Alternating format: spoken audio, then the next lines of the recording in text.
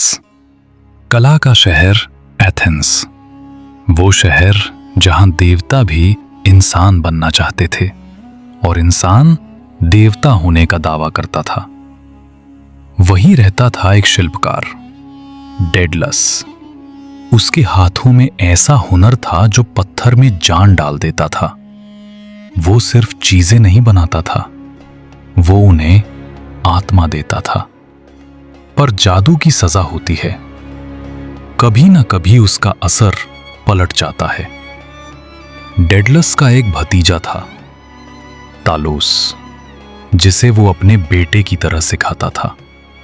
पर कहते हैं कभी कभी शिष्य ही गुरु से आगे निकल जाता है। तालोस की बढ़ती प्रतिभा ने डेडलस के भीतर जलन भर दी। एक दिन उसने उसे मीनार से धक्का दे दिया, नीचे, बस नीचे। एथेंस ने उसे सजा दी, निर्वासन। और यहीं से शुरू हुआ उसका सफर, हुनर से गुनाह और गुनाह से प्रायश्चित की ओर। वो पहुंचा क्रीट, राजा मिनोस के दरबार में। मिनोस एक शक्तिशाली राजा, जो देवताओं से भी चाल चलने की हिम्मत रखता था। उसने समुद्र देव पोसीडन से एक सफेद सांड मांगा था, पर वादा तोड़ा, उसे बलिदान नहीं दिया।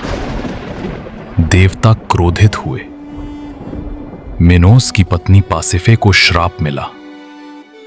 वो उस सांड के प्रेम में पड़ गई और उसने जन्म दिया एक राक्षस को, मिनोटॉर। आधा आदमी, आधा बैल। मिनोस ने डेडलस को आदेश दिया, ऐसी कैद बना दो कि ये राक्षस कभी निकल न सके।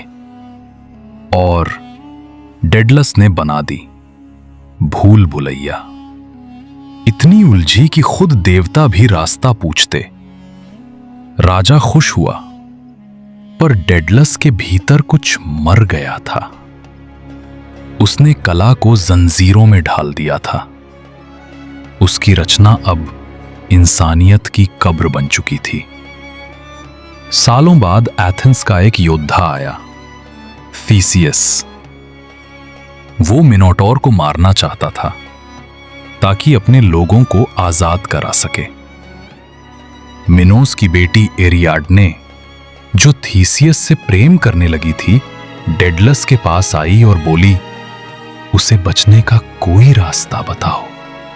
डेडलस ने उसे एक धागे का सिरा दिया, जिससे थीसियस भूल भुलैया में गया और लौट भी आया। पर मदद कभी कभी गुनाह बन जाती है। राजा मिनोस को जब यह पता चला, वो गरजा, डेडलस, तूने मेरे खिलाफ चाल चली है। और उसने बाप बेटे को कैद कर लिया, एक ऊंची मीनार में जहां हवा भी इजाजत मांग कर आती थी। कैद में बैठा डेडलस सोचता रहा, जमीन ने साथ छोड़ दिया, अब आसमान आजमाना होगा। उसने पक्षियों के टूटे पंख इकट्ठे किए, मोम से जोड़े, धागों से बांधे। हर जोड़ में एक दुआ थी, हर पंख में एक उम्मीद। जब दोनों जोड़ी पंख तैयार हुए, उसने बेटे इकारस को देखा। वो जवान था, जिद्दी, सपनों में जीता हुआ। पिता, अब हम उड़ सकते हैं। डेडलस मुस्कुराया, हां बेटे, पर सूरज से आंख मत मिलाना, वो जलाता है। और समुद्र के पास मत जाना, वो खींच लेता है। पर जवान कानों में समझदारी की आवाज अक्सर खो जाती है। आकाश ने एक नजारा देखा, दो आदमी उड़ते हुए, एक पिता जो डर को समझता था, एक बेटा जो डर को जीतना चाहता था। इकारस ऊपर गया और ऊपर, सूरज उसकी आंखों में समा गया। डेडलस चिल्लाया, इकारस, लौट आओ। पर आवाज हवा में गुम हो गई। मोम पिघला, पंख झर गए और वो गिरा, धीरे धीरे, जैसे सपना पानी में डूब जाए। समुद्र में पंख तैर रहे थे। लहरें जैसे किसी नाम को पुकार रही थीं। डेडलस ने फुसफुसाया, तू ऊंचा उड़ गया बेटे, पर बहुत अकेला। जहां वो गिरा उस समुद्र को कहा गया इकारियन सी और पास का द्वीप इकारिया। डेडलस जिंदा रहा पर भीतर से खाली। उसकी आंखों में अब सिर्फ हवा थी और पछतावा। कहते हैं उसने बाकी उम्र चुप्पी में गुजारी, पर उसकी कहानी आज भी बोलती है हर कलाकार के दिल में, हर सपने देखने वाले के भीतर। डेडलस सोच का प्रतीक, इकारस हिम्मत का। दोनों मिलकर बताते हैं हर उड़ान की एक हद होती है और हद तोड़ने की एक कीमत।